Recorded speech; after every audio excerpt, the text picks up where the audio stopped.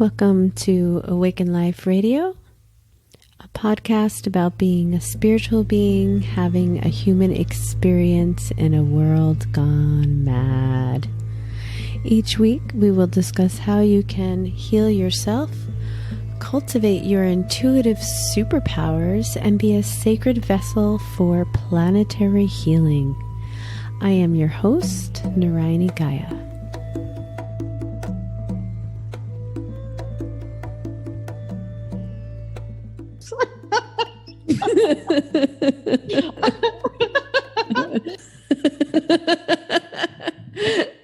All right. Hey everyone, Narayani here. Welcome to Awaken Life Radio. And I'm just here trying to control my laughter with my friend Angelica Perman so that we can actually record, because we just laugh very hard, very often. Hey Angelica, how you doing over there, girl? Hi, I'm crying with laughter. Yeah. So I invited Angelica, not just because she's one of my favorite sisters that makes me laugh my butt off, but because she's a brilliant healer. And one of the things that I look for in healers is that they're really light and they're really joyful and their heart is open. And I feel that with you, Angelica. And I love sharing joy and laughter. And sometimes we have these late night texts where we just start laughing, or these little things we leave each other. And it's just a testament to how you are holding the frequency of the heart and of love in your work. If you guys see healers that are very serious and very intense and like really controlling, like run, just run the other way. I know, right? Yeah. If you take yourself too seriously, that's not really a great sign. That's right. what I'm going to say. Right. There could be a lot of ego. Yeah. Yeah. I know. Sometimes I take myself seriously, but I really suffer if I'm being really too serious. Yeah. This is like a theme of the week. You know, I was just in Taos and I was hanging out with my friend Miko, hoping to get on one of these podcasts too. And she's a great healer and meditator and just goddess and wisdom keeper. And she and I laughed so much. We just laughed. We would just sing and start laughing just like this. It's so good. So if you guys don't laugh, okay, laugh a lot. Okay, end of podcast. Bye. No, just kidding. Just kidding. I want to talk about joy and frequency and lightness of being. And, sometimes here we are, we're going to talk about humor. Sometimes the whole thing about having sense of humor in spiritual circles is like, it's a whole nother category of joy and laughter that I found that people who are really serious and who have a lot of intensity and trauma, that they can't really get the jokes, Oh yeah. Right. Yeah. There's just like, here we are laughing at the mystery of the universe and how things are out of our control and how things are showing up and making awkward jokes. And I feel like a teenager with you and just like, we're just being silly and free. But then you see somebody sitting there is just like, they're just so stuck in their cycle of self-pity or thought, and they can't laugh. And to make them laugh is like really hard, And sometimes I've found as a speaker that I've had friends be like, you should be like a stand-up spiritual comedian, but it only comes out when I feel like my really random sense of humor, when I feel like really safe and connected and light in my own being. Yeah. Do you use laughter in your therapy as a intuitive guide and as a sound healer? Do you use laughter consciously? Oh yeah, absolutely. Especially when it comes to addiction recovery in the rehab that I work at, because people are still kind of effed up from drugs and alcohol. And sometimes it's like they just came from a party. And then the next thing you know, they're in a rehab, and the extremes, it's so intense. And to make people laugh at the things that they feel most shameful for gives them the perspective of non-judgment. Right. I mean, that's always my intention, is how can we make this where the other person isn't judging themselves? Right. So, it's almost like there's this I'm sorry. Go ahead. I was going to say, like this, when I think about my the way that my sense of humor comes alive with you and the joy that we share as spiritual sisters is like, it sometimes often is in the irreverence. Oh yeah. Right. Like when we practice channeling. Like when we practice fake channeling. Yeah. Yeah. So, the thing is when we're doing that, like fake channeling, we actually are channeling. And that's the heyokah medicine, right? The heyokah is the sacred clown. Yes. The sacred clown is the person that looks at life, looks at all the tragedy and shifts it into something that you can actually laugh about. I mean, I've been in situations like even a funeral where I'm giggling in the back. It's terrible. It's really terrible. Oh yeah. I've gotten in trouble laughing at ceremonies before. Yeah.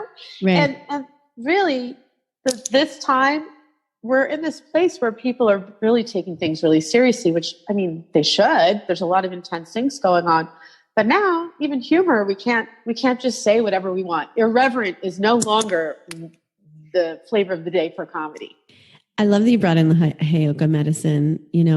For those of you guys who have followed my work, you know that I was in a relationship with Chief Elkman, and I talk about him a lot in Awaken Life Radio. And I met Angelica the day that I met him. And he really held heyokah medicine too. And a lot of people in his family held heyokah medicine. And he taught us about heyokah, how it was used in Lakota, Nakota ceremonies as, like a way to keep people's hearts open, like literally to make sure that you're not taking spirituality too serious, too seriously. And it's interesting that our conversation is unfolding around this, but I think it's cool. I think it's helpful. It's almost like if I tune in and what the message is, it's like, just be happy for happiness sake. It's like, wake up in the morning and just choose to be happy. Don't think yourself out of joy, but don't ignore your grief either. Can you talk about how you support people to like live in that spectrum with your work as a sound healer and with your readings and all the different epic work that you do, how you support people to behold on that full spectrum of emotional healing or emotional experiences? I love that. One of the ways is by connecting with the archetypes within. And like we have these sub-personalities that come in to really protect us, right? So the class clown may be one of them. Or the person is super uptight. They're just so uptight. And so I had a client recently and I called his sub-personality that was super uptight the disgruntled customer. And we laughed so hard because everything is like he's getting bad customer service, and things that aren't appropriate to that. Like, in healing, right. Excuse me, but I don't really want to discuss these things because I'm at a really expensive rehab and I want to go lay by the pool and you're taking up my time for my suntan, and it's like, that kind of energy. And he just loosened up all of that character of being so on top of all the little details, really narrow-minded and then self-judging, loosened up by that character. So I find the character because you name the character. You name it. Oh yeah. Like it's a Saturday Night Live sketch, So he'll come in super disgruntled and be like, "Girl, I have my list of complaints," and then we just laugh about it, and it's all a distraction from the pain, from why the person's really there, their grief, their trauma. So that's one of the things I work with is the archetype, the altered ego, the part of us that comes in to rescue us from our pain, from the parts that are shut down, from our family of origin and our culture, right? And those archetypes, when we think we're that archetype, that's where we get into trouble. Right. And we really identify with that. So I love what you're saying. You're talking about really naming the characters that are playing. And I can relate with that in the awakening map work and in the coaching work that I do. We do that, but we don't give it a name because I used to think about archetypes more as like established tarot card archetypes or these like established archetypes. And there's so much more complex. And I love that you created this modern, spontaneous name, for that person's particular archetype. And We do this. We play all these roles, and when you can name it like that, you start to go, oh, okay, I can look at it. I don't necessarily have to attach to it if I see it, and it opens up that door. But it's really cool to hear you explain how you work with people, because all of a sudden I see your whole life. Like I see all of how I know you over the last 4 years. And I'm like, that's just so how you are. Just really bring this light and joy, and it creates a real beautiful container of safety. Thank you. And for me, I feel like that's one of the most important things, is to create the container of safety for the person that we're giving care to, that we're sharing healing with, inspiration. And how do you do that? Everyone has trust issues. I mean, they barely trust their own self. That's actually the real issue. All the trauma and past story makes it so that they're like, I don't know who I am. I don't know what I need or want. I have things I wish for, but I don't know if I can get them.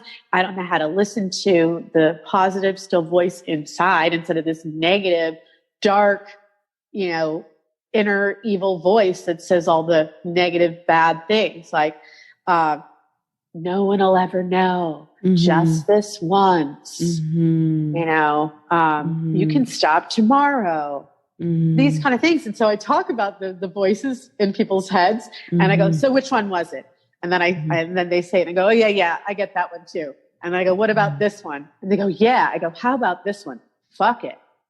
Everyone that's in recovery has heard that voice. Fuck it. Now, fuck it could be the most beautiful prayer you could ever have, because you're just, fuck it. It's happy and whatever. We're just going to roll with it. Right? Oh, fuck it could be the best prayer, because it can open you up to inspiration, joy, happiness, freedom. But I'm talking about that part that really wants to end the pain by doing the thing that's actually going to hurt us the most. Fuck it. It's Why like bother? a checking out fully. Yeah. Fuck everything. Yeah. Kind of a thing. Yeah. But that could be a whole persona.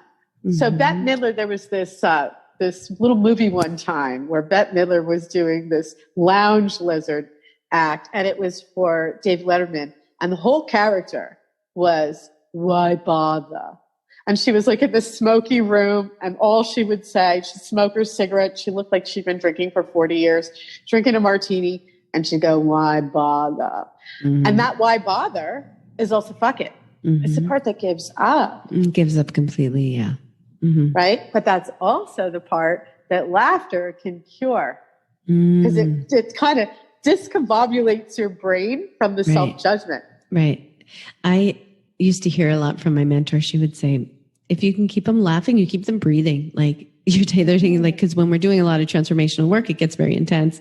And so she was like, yeah, just keep them laughing, and at least they'll be breathing instead of just, sometimes, one of the ways that I understand healing is that two things, like either we're out of our own body, we're not present because we're stuck in past experience, or because of our, all the bypassing, or, the addiction is like, get me out of here. I don't want to be here now. Right. It's like, get me out of here. And then we're not really, our souls aren't caught up in real time. So our energy is not all fully in our brain, in our body, and we're not conscious, so that we're either like out of our body, or someone else is on our energy. So that's like the two things that I've understood as an energy healer, is like, we're either out elsewhere in the timeline, or others are out and they're on us. Like we're either stuck in other people's energy a little bit. Like you'll hear it when women are like in a difficult relationship, and all they do is just talk about, well, he's like this and he's like that. And he's like that. And it's like, well, what do you feel? What do you need? And it's like, well, he's just such like this. Like, okay, let's bring it off of him and back to you. And that starts to like ground you, right? And like bring you back into your own experience. We around these parts have a catchphrase for that. Yeah. Get off his jock. Alrighty then. Right? Alrighty then. That's really what's happening. You're all in the other person's, or get off their grill, right? You're all up in their energy. You're tailgating them psychically of all the things they're doing wrong. Right. So that coming back in is like that laughter and that breathing helps you really come back into the presence of your own being in the moment, which is like soul retrieval, like counseling, like embody work, like emotional processing. All of that is part of the grounding that helps soothe the nervous system and get you into your power, because we want to empower everyone. Yeah. Yeah, I think that's what everybody is really seeking, at least in my private practice. They want to feel empowered and powerful. And power has become, in a way, associated with negative things like, the patriarchal and people having power over others. And really being in power is being true to the self. And that's one of the things I always like to talk about is like when I was little, I had an experience of great suffering and I could not stop crying. I was laying on the ground in my room and on the floor and I couldn't stop crying. And there was a puddle of tears and I felt endless suffering. I felt as though I would never stop crying again. I don't know if I tapped into a vein of a collective. And I asked to be released of this. I really wanted to die. I wanted to end my own life. And I was only 7. And then I had this vision. It was my first spiritual vision. And it was of the sign, it was like a sign across my consciousness that said, to thy own self be true. Mm. And I said, is that the key to life? Mm. And then I saw the keys to life of seeking the self, being true to the self, that when we're a child and someone takes away our choices and we're in suffering or any time in our life and we have lost, we feel our choices are taken from us.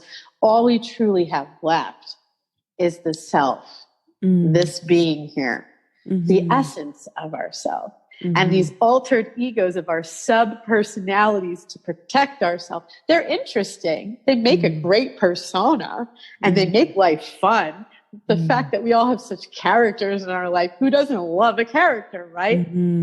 But being in the movie as the character and not knowing you're in the movie, that's suffering. If you're in the movie and you know you're the actor, then you can change your roles and it's super fun. Because empowerment comes from knowing you have choice. For me, and in like what I'm writing about in my book and how I work with people, empowerment and choice are the same, almost the same exact teaching. Because when we completely acknowledge and understand that we've chosen, even spiritually, that we're choosing everything, then it becomes really fun because it starts to open up, even though we think that taking responsibility is like responsibility for what others think. Be responsible, young man. But actually, responsibility, sacred, like Chief Elkman used to talk about, sacred responsibility is like doing what you're called to do. That's between you and sacred source. Like, what do you know in your heart is like the path for you? And to get there, we have to clear a lot of the emotional stuff. We have to clear all of those voices and not disassociate, because that has a connotation that you're out of your body, but we have to disconnect from identifying with my mother. Like when we start to identify them, right? Like all these different influences, like when you think that you're not good enough, or it's not safe to express yourself, or that nobody wants to hear what you have to say, or that life sucks, fuck it anyway, because nothing ever works. Like these things are not your thoughts alone. They've been put on you. They've been conditioned. They're part of society. And when we start to really understand where we get our energy and our guidance, I think our lives can be really empowered and really change. I was just talking with someone this morning, a client I was working with, and we were talking about like being alone and like being with people. And like you and I, she's like, well, I think that you and I are both an extrovert and introvert. Like I'm an extrovert, like our personalities are extroverted, but we both like a lot of quiet personal time too. Yeah, definitely. So like, but my personality is definitely an extrovert. And she was an extrovert. She's like, I spend a lot of time alone. I realize I love people and I want to be around people and I don't. And I was like, well, where do you get your energy? And she's like, no, getting my energy from people. I'm like, she's like, I get it from myself. I'm like, well, it's not true. You get your energy from the sun. You get your energy from water. You get your energy from food. You get your energy from sleep. You get your energy from your dog. You get your energy from the flowers. You get your energy from your crystals. You get the energy from, your lover. You get like all these things. Like we all understand where you get your energy and what's feeding you, because when all those voices of shame and hate and self-defeat and control, domination, and victim are ruling, you're not able to hear those other voices. And that takes me to where I wanted to go a little bit today. Ooh, where are we going? We're going, girl. We are going into looking at really hearing the voices of peace and of truth and of love. Like if you're not those archetypes, you know, if he's not playing out the disgruntled customer. Excuse me. 0 stars. Excuse me. More water, please. Please. We've been waiting. Right? I used to have customers. I just have to share this briefly. I used to have customers in New York, and I used to call them the decaf ladies.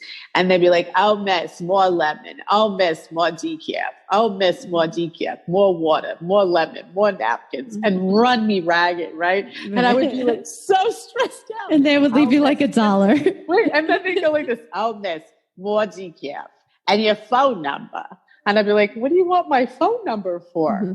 And they'd be like, "Because if it's not decaf, I'm going to call you at 4:00 in the morning." Then I always had this fantasy of giving them my phone number, giving them regular coffee, and then calling me. "Hello, it's Myrtle." And I go, "Hi, Myrtle. What's wrong?" "It wasn't decaf." To which I say, "I know." And those women would love me, sit in my station and give me $1 every time. But I learned, and it became this ongoing thing. They're the decaf ladies, the disgruntled ladies. Right. But I would give them kindness and love because I felt that's actually what they were asking for when they were running me. Right. They wanted my energy, my care. Right. Yeah. Right. You know, and how can we bring that into our world when people are triggering us, when we're on the customer service line and we want to pull our hair out? You know, that's a great place to practice being kind and patient and loving to ourselves and other people. And then, you know, taking the time to be like, "How's it going, man?" And the person's telling you how they're doing. And while you're waiting and they have the evil spin of the computer that's crashing, which often happens while you're like, okay. They're like, "Excuse me, I'm having a computer issue." That's a time I make jokes. I get to know them.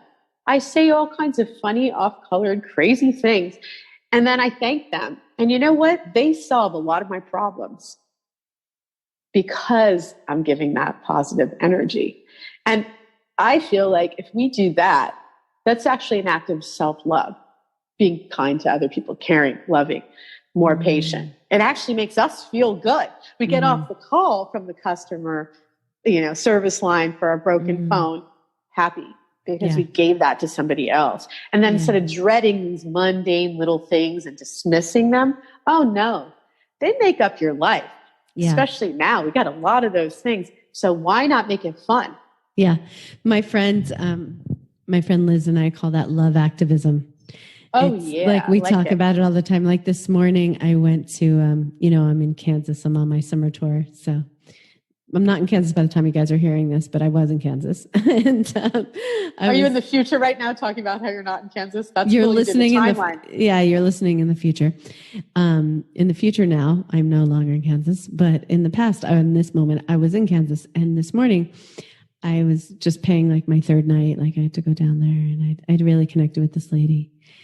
And she said, "Well, if I don't see you, you know, if you need anything, let me know. I'm here till 3. I said, "Well, I got this, you know, I got this thing I'm doing, our interview. So I got to go. I work online." She goes, "Oh man, I wish I could work online." And I go, "You can." She goes, "Oh, really?" I said, "What do you like to do?" She goes, "Anything but this." And I was like, "I can help you." I was like, "Here's my number." I'm like, "I'm a life coach," like in simple, like in short. And I like gave her my name and number. And she was like, "God, out of here. No way." I'm like, yeah, it's fine. And and I walked away and I'm like, this person will never hire me. She works at a hotel. She's my clients are mostly coaches already. And they, you know, I charge money for my work. I'm not going to charge this person like $10 an hour. You know, she probably barely makes that. But I want to support her and uplift her. And I hope she calls me. And I feel like my dharma is not just my job. And that, you know, being kind and present with people who are open when I feel the heart connection, like I did, I just felt like she's just this super cool lady. It just, I don't know, you just feel sometimes like you just love someone. You don't even know them. You're like, oh, I like you, or I feel you. That it really helped me feel like maybe, that's why I'm here. And, in Awaken Life Radio, we like to talk about service and the path of service and how to step into service. And I think it's much easier for us as extroverts to really be in that joy and be in that like playfulness with public. But if you're really not feeling whole in yourself and you're not feeling connected or well sourced, you don't have any energy. If you're not feeling empowered, when you feel like you're stuck in victim mindset, you're not able to really show up with that overflow bubbliness. Can you speak about how you help people really step into these new frequencies? Because I know you work with frequency medicine as a sound healer. I'd like to talk a little bit as we kind of wind up here today about sound healing and frequency. You work a lot with crystals. I mean, you guys will never know, but Angelica's home is like a goddess temple. Oh, yeah. Thank you. I've been there, and I know how much you love crystals and have that deep connection. Can you talk about how people can break out of those archetypes of those voices through frequency and frequency medicine? And I think that's important and fresh kind of topic for these times. I love it. I just got chills, so it's a yes. I liked your question. So right now we're being inundated constantly by frequencies that we're not aware of, EMFs, electromagnetic frequencies, and through all kinds of technology and 5G and all of that. That's what's happening. And then nature has negative ions. So I'm going to get a little sciencey here. Nature has negative ions, which having the negative ions actually releases a lot of that extra charge. So I look at all of us and I talk to people about this, that we're all batteries with a plus and a minus. The plus is our doing, our masculine, our out in the world personalities and all the things we need to do.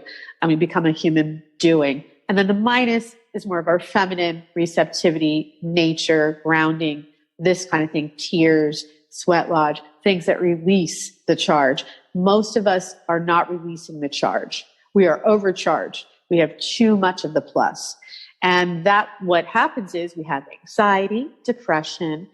The thoughts start spinning out. We're not breathing deep because we have too much extra energy. So how the frequencies that I work with they're specifically geared and sent with intention to release that extra charge, the extra charge of the trauma, the past story that's stuck in the cells and the cellular level.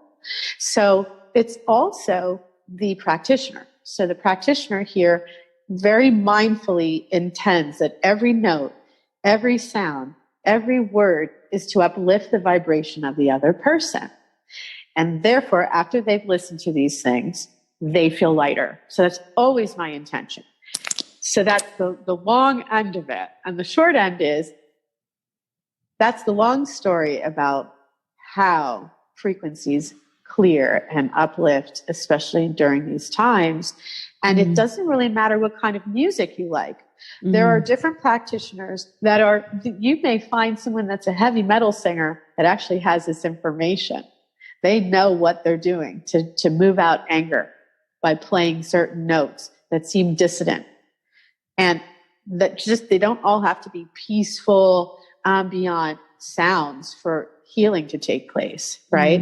I like different genres of music, and I'm working with different genres of music right now with that same intention to move out the emotions of the past, to offer healing through the vocals, through the lyrics, and the frequencies that are hand selected and perfectly placed to tell the story so that your brain and your body actually feels the shift, even if you don't know what's happening.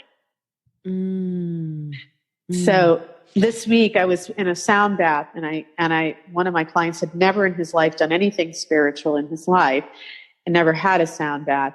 And within moments he fell asleep out cold. And then at the end popped up and goes, "Oh my God, what just happened? Where did I go?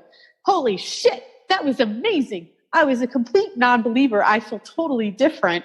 I feel like I haven't slept in years and that I feel rejuvenated. And he kept looking at me like, what have you done to me? But he had this big smile. He looked 20 years younger in 50 minutes. Amazing. Amazing. I tend to be that person who passes out from sound healing.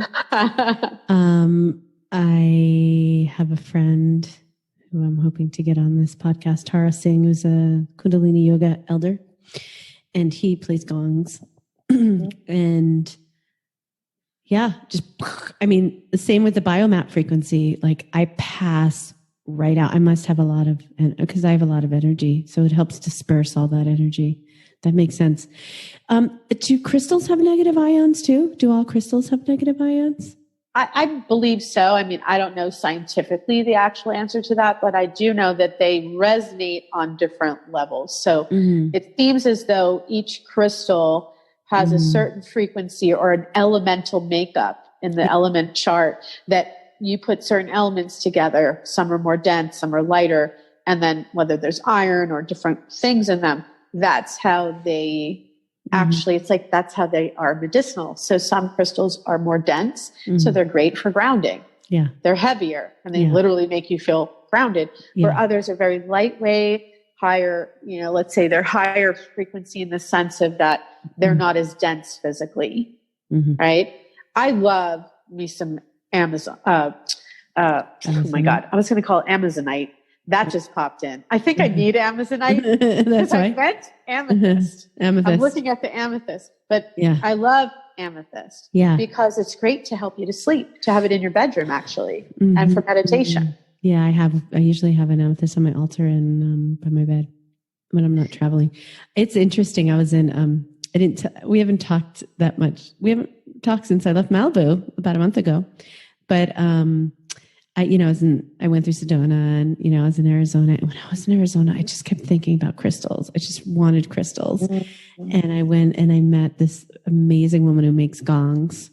I'd love to get her on the podcast too, actually, who's the only woman who makes gongs in the world. Oh my God. I'd love to know who she is. Oh, she's a hypnotherapist and she's this elder and she was like beaming joy. And she had these jade crystals, and I love jade. I just always loved jade ever since I connected with jade in Guatemala. And I just put it in my hand. I was like, oh my God, I want this one. I want this one. And I just kind of hung out and I felt in some for a while. And we just hung out for a while and I was feeling some and I ended up buying this beautiful jade and I kind of left. And then like a few days later, I was like, I need selenite. I just need selenite. I don't know. I need a selenite. It doesn't have to be big. I just don't want to polish. It just needs to be striated. I just need, where's my selenite? And I didn't want a selenite. And then I made it up to Colorado and I made a friend up there and I told him, I keep thinking about selenite. And he's like, oh, I have selenite in my car for you. And I explained the one that I wanted and it was like exactly what he had. And it's so interesting how crystals call to us like that. Like you think. Oh yeah. And I feel like that with plants, like I do that with herbs. Ever since I studied herbs, I'm like, L-campaign. It's just like the word. Sometimes the plant will just come into my mind or the vision of the plant or the oil. Can you speak about how you cultivated to kind of, because you were like Amazonite, like, can you talk about how you tune in, people could, because you're psychic, I'm psychic, you're like professional, real psychic. I just have some psychic abilities, but can you speak about how people can really tune in more psychically to the crystals that they might need if they don't have experience doing that? Yeah, it's almost like, I'm sure most of you have heard of a pendulum, having the little thing on the chain and you practice the pendulum. What's your yes and what's your no? Your body actually is a pendulum. That's right. I was just saying that a few hours ago. Yeah, I bet. So really, for me, it's, I have different aspects of intuition that are very developed. Like I'm clairaudient, so I hear it. I'm clairvoyant, I see it. I'm clairsentient, I feel it. So a lot of people are more like in their gut, they feel things. So this is a great place to practice. And you literally just tune in and ask, what will make me feel more grounded? What do I need? And especially if you're in a crystal store, and see if something gets your eye. because they pop out. Like when I go to a crystal store or a crystal gallery, it's dangerous. They're like, "Hi, girl." They're like running over. They want to put themselves in my purse. I'm like, no, I have to pay for you. They're like, "We're going with you." Not that I'm a shoplifter, but I know they really, that would be bad karma, stealing crystals, right? Don't do that at home. It's really that feeling like no, I get really it. want to come with me, right? Get it. And I can feel that. It's like what grabs your eye and then holding it and seeing how it feels. If it feels weird, then you're like, oh, it just looked pretty. It's not right for me. So that's the simple thing. Does it feel good to me when I'm holding it? And yes, yay, thank you. And I want to tell you what happened when I held this one in Sedona at the outdoor fair. Oh. So I was like, the jade are so beautiful. And I picked it up and it was like, it had a lot of people's energy on it. I could feel it right away. And I was just like holding it. But I knew it was just other people's energy. And I knew somehow that if I held it, that my energy would get in it and I could feel it from my connection with it. I didn't have to like go and put it under the full moon and come back or anything, although that's fun and wonderful way to clean crystals. And I was like kind of turning it and holding it. And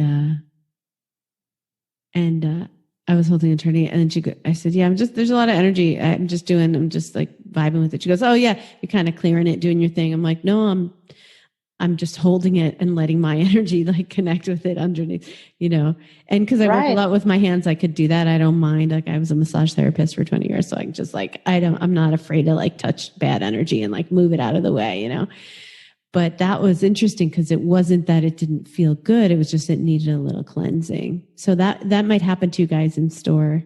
I think that's really good point actually. And I've experienced that many times with crystals. And the main thing is they're a mineral and they're alive. They have a consciousness. So when you tune into them, just as you would with a plant or a pet of any kind of animal, anything in nature, it has consciousness. And by you connecting with the consciousness of it and seeing if you get a message, see if you feel lighter holding this, see if you feel happier, see if, when you put it down, how do you feel now? So I ask people to have things in different hands. One in the right, one in the left, and see if one feels better to them. And eventually you might end up being like me. Oh, you got a beautiful crystal right there. Is that the jade? That's it. Where eventually you might be like, oh my God, everywhere I go, crystals want to come home with me. And we call those rock people, the people that wherever they go, their car weighs a ton when they're driving over their driveway, and I have a lot of beautiful rocks from all these places that I've traveled around. And I want to share this one. You won't see it, audience, but I'm showing Narayani, and it's called Antara crystal. Antaras. They look like glass. They do not really look like a crystal, but they're only in a few places in the whole world by Mount Shasta. Oh my God. If you can get it's an Andara. Oh my God, Andara. It's like Andara crystal. I believe that's what they call them. Very rare. It's red. It looks like a ruby. So this one is like a soulmate one. They come in all these bright colors like magenta and turquoise. So they don't even look real. And that's their natural energy. And this one was gifted to me by someone. And before I went to see them, I had the vision of the red crystal. And they gave me 3 color choices when I got there, and I wanted them all. They were all beautiful. But when I saw it, I'd already had the intuition that the red one wanted to go home with me. I love this way of choosing, of learning, because I feel like it's how spirit talks to us. And I just developed this thing like similar to this in my training that in Awakening Map, where we work with rainbow energy, and we started running different colors through our bodies. So we'd like run like red. How does red feel today? What does purple make you? And then as a group, we'll like go color by color, and we'll just start with like red, but you can work with like magenta. You can work with any colors that you want, and notice like what happens in your body. And everyone has a different experience. And in the beginning of the path, we tend to use our minds to find natural remedies. Like, oh, you have a heart issue, get rose quartz right away. Or you have, some kind of story, like get this, this is for that story right away. But when you tune in with the crystal or the element or the plant or the energy or the color, it in the moment and get guidance from that place, it's more authentic than like, oh, you have it. Let me just run the rainbow chakra color chart through your body. Because as I found as a healer and like you, I think I'm all those three clairs too, that, like when I look at people and I do remote healing, it's like they don't just have a rainbow. I'm not just the goal just to make them a rainbow chakra chart on their body. Like there's all these other orbs and things that happen in our field at different times and layers and light and way that our energy is running that's unique to everyone. So everyone is unique. And I've seen in my community this week, a lot of us working with like unapologetically really choosing our deep intuitive knowing, like what is most true or most aligned for what you need right in this moment. And so I want to encourage you guys listening to play with stones, play with colors, play with what things feel like in your body, and make your own choices. I agree with that, because then you're coming from a place of listening to what you need, and that light all has frequency. Bringing it back to sound, everything has a measure of frequency. Everything is mathematically measurable, and that when we're in homeostasis, our chakras are all spinning in a certain way. We're in perfect health. We're connected. Then we have the full spectrum of colors and the full spectrum of frequencies. When there is something missing, that's when we might need extra. And so someone that's super rooted, they don't need maybe too much red or rocks that are going to ground them. They already have that. So to think that everyone needs grounding or everyone needs a certain color is silly. Where someone else, they're way too open and they need rooting so much, and they need like hematite or, these grounding crystals, keep them on the earth. Which, by the way, when I moved to Los Angeles, I had PTSD. I got some healing from this beautiful school that taught acupuncturists, and they taught me to tape crystals to the bottom of my feet and put socks on to sleep to keep me in my body. And boy, did that help. I'm telling you. And of course, earthing. I believe it.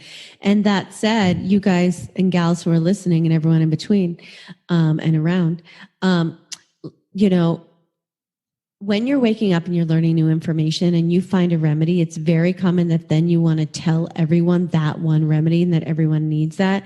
Instead, I invite you, when you feel inspired to help your family wake up and people you care about, literally ask them what they need and assume that they have a knowing, just like the knowing that has awoken in you, and ask them what's true for you. And in this way, you are helping break the paradigm of like the, controller and the, colonialized mind that's like, I know and you don't know and I help you, but you can't help me. And you start to mutually empower and walk that path of mutual empowerment. So that just came through. I want to say that. So as we wind down here, Angelica, you have some really cool projects that you've been involved with. And one of them recently is this book. Is it called like the Kindness Diaries or the... I love that. That's not the name, but maybe that's the follow-up. It's called Living Kindly. Living Kindly. And you have a whole chapter dedicated to you and your story, or you wrote a chapter? Tell us about that. So it's a collection of essays on kindness, and they're bold. So they're not like, ooh, frou-frou, or we're just doing what we think is kind and it's super boring. And before we talked today, before we did the interview, we were talking about how kindness is boring. Why do people think it's boring? And because it's not dramatic. Well, what's interesting about this book, there are some really moving and dramatic pieces in there, and why we would need kindness during that kind of time in our life. My chapter is called Kind-Hearted, How I Healed My Heartbreak. And being kind to the self when the voices come in and say, why me? What could I have done?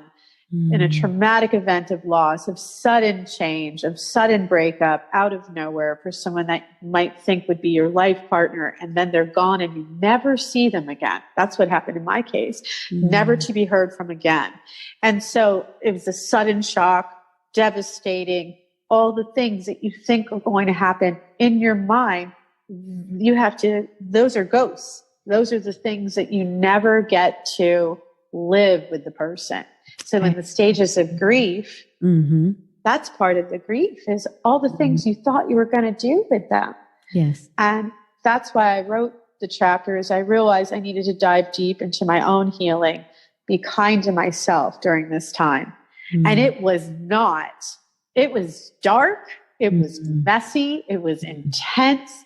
I mean, I did everything from shamanic journeys, purging for hours and hours into a bucket, to crying on the floor, crying all over the house, to going on fun dates with people, to anything I could do to try to feel better about myself during that time. Yeah. Because that voice was like, what's wrong with you? That they left you, that you're not worthy of love. The teacher of worthy of love doesn't deserve love. What did you do wrong? Why is this happening to you rather than for you? Right.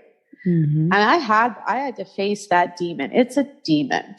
It's a demon of self-destruction, actually, that's within all of us. Yeah. And I think that the healing process of being kind to yourself is so simple, but not easy to do. It is. And just to clear up, you guys, we were going to title this podcast like why kindness matters. And I thought, and I'm the one who said, that's kind of boring. It's like it. And then we started chatting and I thought, well, why is it boring? Saying why kindness matters. And I think it's because we're addicted to drama. We're addicted to drama. There's something that happens. It's kind of like, what's that movie on Netflix about like our addiction to our cell phones that came out, that like our addiction? Did you see that one where it talks about like our addiction to like our next like message, our next email, my next text thread, my next messenger message, like it's endorphins. We want to have endorphic reactions, and there's some kind of addiction to things that make us feel. It's kind of like, it reminds me of like this, old parable, which is, God is always talking to you, whether God is universe, spirit, angels, creator, however you relate with the divine. God is always talking to you, and at first he'll tap you on your shoulder, right? And then first he'll he'll whisper in your ear. And then if you don't hear him, he'll tap you on your shoulder. And if, you don't feel that, he'll like kick you on your ass. Right. And that a lot of us need to have our asses kicked in order to really hear the messages, and that somehow the loudness, awakens us. And I love the message of kindness because it acknowledges that, we can stay connected to the sacred, and sound healing too is very subtle. We can stay connected to the sacred more through the more subtle. In my yoga lineage, we learn the way that you actually quiet the mind is through quieting the breath. So when you see people at yoga studios go, oh, like really, really loud, like who could be the loudest om? Like in our school, we're taught you om like right in front of your face. Like you guys can see the video, but like, like it's for you to hear and you to feel, and not for you to like scream at somebody, because the more subtle and the more quiet your breath and your voice, actually, the more quiet the mind, and the more refined the mind, the more you can witness all those different energies that aren't holding you in that kindness and that care. And I think kindness is something that, if you look at it this way, be kind because it's good for you, because you will have a frequency of someone that is giving, that is generous, that is accessible, that is loving. And wherever you go, if you bring kindness and you live the beauty way, making everything more beautiful for having been there, by being kind, by being gentle, by being playful, your whole entire world frequency wise gets lifted. So during these times when there's mass pain and a lot of things going on that are very intense, I actually think that being kind, being calm, being secure with yourself is actually one of the most powerful things we can do, even if no one knows it, because then your frequency that you're putting out isn't fear and hysteria. Right. Yeah. I love that. Well, on that note, thank you so much, Angelica Perman, Global Intuitive Guide. How can our listeners at Awaken Life Radio follow up with you, sister? Oh, well, my website is angelicaperman.com. And then on Instagram, Angelica Perman and the Sound Empress. And the upcoming book is called Living Kindly. It comes out digitally June 8th, everywhere on Amazon. And it was curated by Lee M. Clark and has wonderful other authors. And I just feel like it's a great summer read. I really hope that all of you can consider how to move past drama as the main focus and move into being very calm and secure and kind with yourself and others to uplift the planet. That's really what I feel. And we call ourselves kindness avengers. And it's kind of like being a superhero, to be kind. Kind isn't nice. You may say some things the other person doesn't like, but it's compassionate. It's being a compassionate and caring soul for yourself and others. Yeah. That's my soapbox. Amen. Hallelujah. Thank you, my love. Thanks so much for being here. Thank you so much. Thank you, babe. Love you. Love you too.